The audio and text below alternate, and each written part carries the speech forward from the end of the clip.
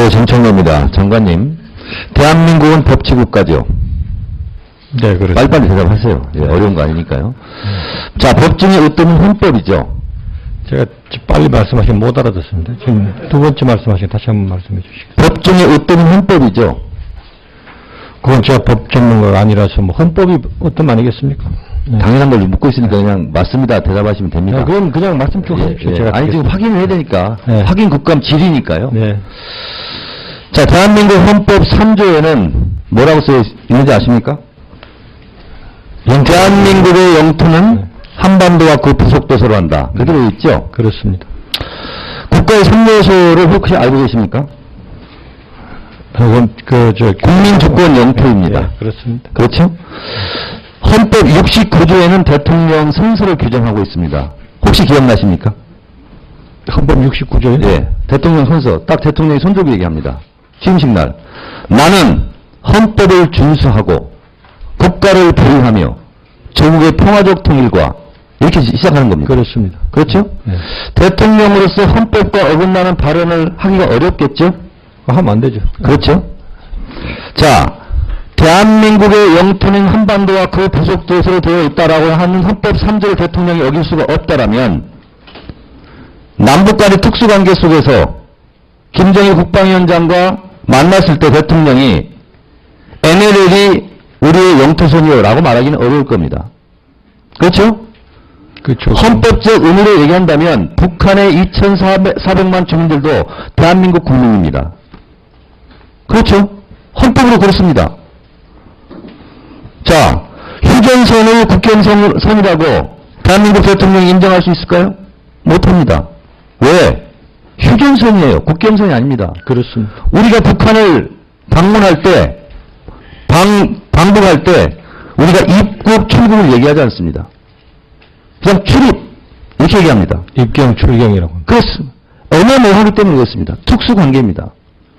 자, 그렇다고 해서 우리가 실효적으로 지배를 하고 있지 못하는 북한을 국가로 인정해야 되느냐 말아야 되는 문제 속에서 유엔이 답을 내려줬어요. 왜? 동시가입을 시켰습니다. 유엔은 동시가입을 시켰다는 것은 북한을 독립국가로 인정한다는 겁니다. 그러나 대한민국 헌법은 북한을 국가로 인정할 수 없어요. 국가보안법이 엄전하고 있습니다. 그냥 북한은 이적단체일 뿐입니다. 그렇지 않습니까? 이게 바로 특수관계입니다.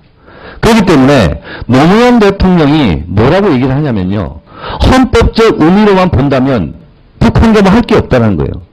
따라서 헌법의 3조 영토 규정과 NLL 규정은 별개 다른 차원의 문제다. 이렇게 얘기합니다. 만약에 정무원 의원이 얘기한 대로요. NLL이 영토선이다. 라고 거꾸로 지금 주장하는 거 거꾸로 얘기했다면 뭐라고 얘기하겠습니까? 북한 땅을 떼버렸다. 포기했다. 또 이렇게 공격할 소지도 많이 있는 겁니다. 애매모호한 겁니다. 그걸 인정해야 됩니다. 우리는. 자, 2002년 5월 15일 날 백화원 초대소에서 박근혜 의원과 김정일 국방위원장이 1시간 단독 비밀회담을 가졌습니다. 둘이 무슨 얘기를 했는지 지금도 알려져 있지 않습니다. 박근혜 의원은 귀중품 함을 선물했습니다. 지금 그게 국제친선 전람가에서 전시되고 있습니다. 국가보안법상 최고 형을 때릴 수 있어요. 만약에 김대중 대통령의 대북포용 정책이 없었더라면 박근혜 의원이 김정일 국방위원장과 백화원 초대소에서 1시간 동안 단독 면담을 할 수 있었을까요? 불가능했습니다. 국가보안법상으로만 법적 의견을 원리 원칙대로 한다면 박근혜 의원은 최고형까지 가능합니다. 국가보안법 7조 4항 5항 찬양, 고무, 회합, 통신, 자립, 탈출 다 적용할 수 있습니다. 이적단체 수개와 만났어요. 그리고 선물까지 줬어요. 근데 왜 선물하지 않고 지금 새누리당 대선 후보가 되어 있습니까? 바로 대북 포용정책, 햇볕정책 때문에 가능했던 겁니다. 노무현 대통령이 14선언에서 김정일 국방위원장과 합의를 이끌어내려고 했던 것은 헌법적 규정과 그리고 남북의 특수관계 속에서 어찌할 수 없이 이렇게 말해도 오해고 저렇게 말해도 오해이기 때문에 그것을 서해평화협력특별지대를 만들고 남쪽과 북쪽이 평화롭게 꽃게잡이를 할 수 있는 공동어로구역을 만들자고 했던 겁니다. NLL 포기 발언은 없었습니다. 대통령께서 14회담을 한 다음에 하기 전에 군 지휘관 회의에서 이렇게 얘기를 합니다. NLL 문제에 대해서 합리적인 공존의 방법을 찾아 나가야 된다.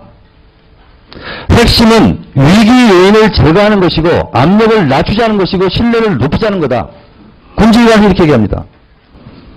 그리고 갔다 오셔서 민주평통 자문회의 연설에서 이렇게 얘기합니다. 어쨌든 누가 뭐라 하든 NLL은 안 건드리고 왔습니다.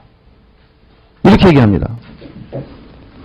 NLL 가지고 감정싸움 하지 말고 해주 개발하고 개성공단, 인천 이렇게 엮어서 말하자면 세계 경제를 향한 삼각의 남북협력특별지대를 만들자는 겁니다. 연설 말로 이렇게 얘기합니다. NLL 건드리지 않고도 거기에서 충돌이 일어나지 않는 질서를 만들 수 있지 않겠습니까? 이렇게 얘기합니다. 정의원 의원이 얘기한 것은 새빨간 거짓말입니다. 비밀회담이 없었을 뿐만 아니라 북한 통전부에서 녹음하지 않았을 뿐만 아니라 그것을 전달하지 않았을 뿐만 아니라 전달받은 사람도 없습니다. 그리고 만약에 정의원 의원이 그 대화록을 봤다면 비밀 1급 취급 허가증을 받아야 됩니다. 저희 정보에 제가 간사합니다. 저도 볼 수 없어요. 대통령 기록물 보관소에 가 있습니다. 며칠 전에 한나라당 의원들 갔죠. 새누리당 의원들. 못 봅니다. 무엇으로 봤다는 겁니까? 허위사실 유포입니다. 엄연하게 북한이 존재하고 있고 적으로 규정하는 국방부도 있지만 통일부는 적으로 규정하는 것이 아니라 같이 살아가야 될 우리의 미래라고 우리 형제라고 다른 의미를 가지고 또 접근해야 되는 강과 오늘 같이 병행해서 하는 것이 우리의 국익에 맞고 평화와 통일에 맞는 겁니다. 노무현 대통령은 NLL 포기선을 한 것이 아니라 NLL을 평화롭게 관리하자는 것을 합의했지만 북쪽에서 엉뚱하게도 이게 NLL입니다. 등거리 등면적 원칙하에서 공동어로구역을 만들자라고 제안했습니다. 노무현 대통령이. 근데 말도 안 되게 북한은 뭐라고 주장했냐. 이 NLL 이남쪽에만 남쪽에만 공동어로구역을 하자. 얼토당토하는 주장이죠. 북한에서. 그러니까 노무현 대통령이 추후에 논의하자. 이렇게 얘기하고 11월 국방장관 회담을 합니다. 12월에 장성급 회담을 합니다. 우리가 못 받아들인 거예요. 그래서 회담이 결렬됐던 겁니다. 이게 지금 이 소동을 벌이고 있는 정문현 의원과 그리고 그것을 받아서 가공 확대 과장, 왜곡, 편집, 선전하고 있는 박근혜 후보의 NLL 소동입니다. 이게 핵심입니다. 여기에 제가 지금까지 말씀드린 것 어디에도 논리적인 박약함이나 근거가 없습니다. 이런 것이 없습니다. 이게 진실입니다. 전쟁보다는 평화를 선택해야 되고 화약고보다는 안전한 평화지대를 만들어야 된다는 것이 노무현 대통령의 뜻이었습니다. 이것을 왜곡하면 처벌받습니다.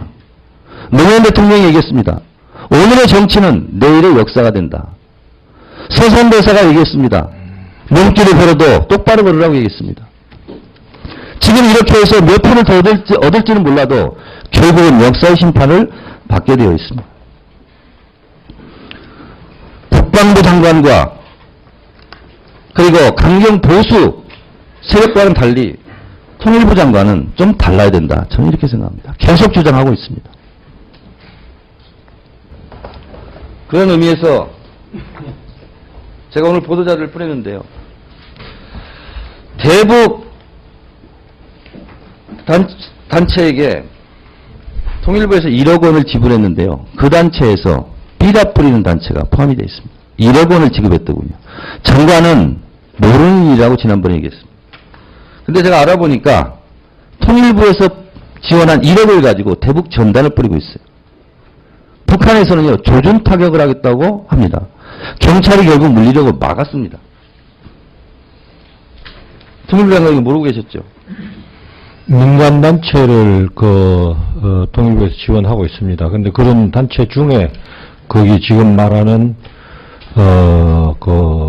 연합의 북한 민주화 네트워크, 사단법인 평화통일 탈북인연합회, 한반도 미래재단, 북한민주화운동본부, 세계 북한연구센터 도합 1억 원을 지불했습니다. 대북 피랍불이라고 돈을 지불하지는 않으셨겠죠? 물론 그렇지 않습니다. 지도 감독해야 되지 않겠습니까? 자, 그리고 계속 말씀드리는데요. 경영업체, 무역업체 있잖아요. 장관님께 이걸 하나 부탁을 제가 드릴게요. 대출받을 때 5.87%, 5.16%, 지금요 12%, 17% 이렇게 올라가가지고요. 25억, 30억 받은 데가 이자로만 7천만 원씩 내고 있습니다. 자, 일반 시중은행에 융자한. 예. 그래서 금융감독원장에게 말씀하셔서 여기는 예외로 처음에 대출받을 때 금리. 최소한 그 정도는 해줘라. 그러면 7천만 원 낼 거를 3,500만 원 내. 그렇게 어려운 일이 아니고 이건 부처 간 협의로서 가능한 일이다. 이렇게 생각합니다. 어려운 대북 경제업체 있잖아요. 금강산 강단에. 제가 어떻게 통일부 장관한테 더 간절하게 부탁하는지 모르겠어요. 통일부 장관의 업무입니다. 적어도 이거는요. 다른 건 몰라도 법적으로 절차적으로 어렵다 할지라도 처음에 받았던 대출금리만큼 그 정도 그냥 유지해주자라고 특별하게 부탁하는 장관입니다. 하실 수 있겠습니다. 이 시중은행의 금리에 대해서 이 정부가 금리를 낮춰라 올려라 하기는 쉽지 않을 것으로 생각합니다. 지금 의원님께서 말씀하셨으니까 제가 한번 상의를 해보겠습니다. 이런 데 도와주는 것이 NL을 가지고 하기적인 선동하는 거 100배, 1000배의 조국 통일에 기여하는 일입니다. 통일부 장관으로서 무지하게 점수 딸 일이에요. 이런 것 좀 해주시기 바라겠습니다. 장관님. 네. 정호승의 봄길이라는 시가 있습니다. 길이 끝나는 곳에서도 길이 있다. 길이 끝나는 곳에서도 길이 되는 사람이 있다. 이런 시가 있습니다. 많이 애송되는 사랑받는 시입니다. 제가 이 몸에 앉아가지고 통일부 확인국감을 하면서 개작을 한번 해봤습니다. 겨울길 정청래. 길이 시작되는 곳에서도 길은 없다. 길이 시작되는 곳에서도 길을 끝내는 사람이 있다. 정호성의 봄길을 개작해봤는데 이것이 MB 정권의 통일 정책이 아니었을까 그렇게 생각을 합니다. 김대중 노무현 정부에서 만들어 놓았던 통일의 봄길을 끝냈던, 그래서 얼음장과도 같은 차갑게 꽁꽁 얼어붙게 만들었던 것이 이명박 정권의 통일정책이 아니었던가 그런 생각이 듭니다. 제가 첫 번째 국정감사에서 대형 보드를 만들어 와서 설명했던 통계 수치가 그것을 입증하는 움직일 수 없는 증거가 아닌가 그렇게 생각을 합니다. 2006년 10월 9일 핵실험이 났을 때 MBC에서 조사했던 여론조사는 라면 살 필요가 없고, 그리고 이것이 남침용이 아니라 대미협상용이 카드였다 하는 것이 70%의 여론이었습니다. 물론 여론은 왔다 갔다 하기도 합니다만 핵실험을 했던 그 순간을 한번 생각해 보십시오.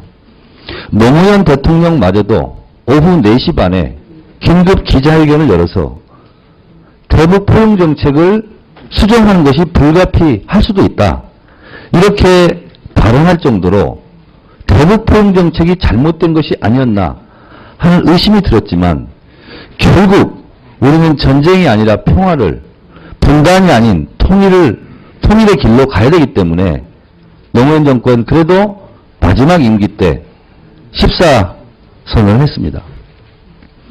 그런데 그것이 역사적으로 불행하게도 오늘 이 순간까지 노무현 대통령이 하지도 않았던 NLL 포기 발언을 가지고 전국이 그리고 국회가 싸움판이 되어버렸습니다. 야당은 그렇지 않다라고 공격하고 여당은 그렇다라고 공격하고 통일부는 정치권에서 하는 얘기를 왈가왈부 일이 아니다 하고 한 발 빼고 있고 이런 상황입니다.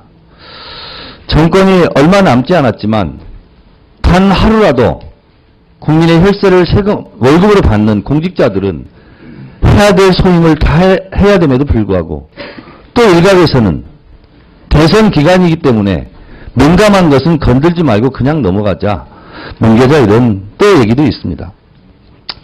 저는 아무리 어려워도 우리가 가야 될 길을 포기해서는 안 된다 이렇게 생각을 합니다. 2006년 핵실험을 했을 때 국민들이 전쟁 위협감을 느끼지 않았던 이유는 북한에 금강산 관광을 130만 명이나 했기 때문에 가보니까 전쟁 일으킬 능력이 없다. 전쟁을 해도 우리가 지지 않는다 하는 확신이 있었기 때문이랍니다. 그런데 지금은 금강산이 막혀 있습니다. 금강산 관광을 사업의 기마드로 삼으려고 했던 사람들은 한 달에 7천만 원 이자 갚기에 급급하고 사채 이자만 2,500만 원씩 내야 되는 자살을 할 것이냐 말 것이냐 라고 선택을 해야 되는 그런 벼랑 끝에 몰려 있습니다. 이명박 정권에서 북한의 책임이다 라고 이야기하기에는 궁색한 논리입니다. 손바닥도 마주쳐야 소리 나는 것이 아니겠습니까? 무작정 북한 때문이다, 북한 때문이다, 우리는 책임이 없다 이런 자세는 사후에 수습하는 관점에서도 대단히 옳지 못하다 그렇게 생각을 합니다. 우리가 사회복지를 얘기하고 경제민주화를 얘기합니다. 가장 모델로 북유럽의 스웨덴을 얘기합니다. 세금을 제일 많이 내는 나라입니다. 일하지 않아도 150만 원 이상을 그냥 받는다고 그럽니다. 세금을 많이 내기 때문에 그렇습니다. 우리도 세금을 많이 냅니다. 그러나 우리가 스웨덴처럼 사회복지 혜택을 받지 못하는 두 가지 이유는 아직도 SOC 투자를 해야 되고 아직도 분담 비용을 지출해야 됩니다. 우리가 25조를 1년에 국방비로 쓰고 있습니다. 그 25조, 30조 중에서 5천억 원은 기름값입니다. 전투기 휘발유값, 탱크 휘발유값, 차량 휘발유값 5천억입니다. 북한이 쓰는 것 고작 1년 국방비가 5천억입니다. 북한과 무엇을 대결하겠다고 하는 겁니까? 우리가 안아야 됩니다. 끌어안아야 됩니다. 북한이 잘못하다 할지라도 타이르고 양보하고 기다리고 그런 자세가 저는 필요하다 이렇게 생각합니다. 저는 수일 내에 영유아 지원법을 발의할 예정입니다. 북한 영아 사망률이 42명, 남쪽은 5.3명. 정확히 잡힌 통계로만 5%가 성인으로 성장해도 성인 사람 구실을 못한다고 그럽니다. 영양실조로 뇌가 망가져가고 있답니다. 제가 봤을 때는 잡힌 통계가 5%이기 때문에 한 20% 정도는 그렇게 되지 않을까 생각을 합니다. 정치 논리, 경제 논리, 군사 논리를 떠나서 인도적 지원을 하는 것, 그것은 같은 민족, 같은 핏줄을 지린 같은 동포로서의 당연한 당위이고 의무라고 생각을 합니다. ODA 중소개발국에 1조 3천억을 지원하면서 3년간 북한에게는 500억만 지원합니다. 연천군에 청소년 교류가 0, 빵명임에도 불구하고 520억짜리 청소년 교류센터를 짓는다고 합니다. 이것이 과연 국민의 혈세를 제대로 쓰는 일입니다. 남북 청소년 교류가 0명입니다. 그 인근에 2개의 청소년 센터가 있습니다. 같은 규모로. 바로 인근 지역이 왜 또 520억을 무상으로 지원해서 이런 청소년 교류센터를 또 지으려고 합니다. 이거 중단해야 됩니다. 지난번에 제가 말씀드렸습니다. 이 돈으로 금강산 관광으로 중단으로 망가진 그런 중소기업인들 눈물을 닦는데 그 비용을 쓰셔야 됩니다. 저는 오늘 어쩌면 이 통일부에 대한 심각한 질의를 하는 것이 마지막일지도 모릅니다. 이 정권에서. 그렇기 때문에 국민의 돈을, 세금을 어디다 쓰는가, 그게 정치입니다. 돈을 걷어서 어디다 쓸 것인가, 그것이 바로 쉬운 말로 정치라고 생각합니다.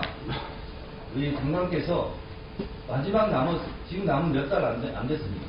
새로운 정책을 하고 무엇을 하고 하는 걸 할 수가 없어요. 갖고 있는 돈, 남북교류기금 1조 500억 지금 있지 않습니까? 이것을 어떻게 쓸 것인가, 이것이 이명박 정권의 마지막 통일부 장관으로서 해야 될 마지막 소임이고 실천 가능할 수밖에 없는, 아니 실천 가능한 그런 일이라 생각합니다. 금강산 관광으로 중단돼 눈물 흘리고 있는 중소기업인들 도와주시고, 북한의 대북 인도적 지원, 특히 어린 아이들에 대한 부분은 저는 지원을 아끼지 말아야 됩니다.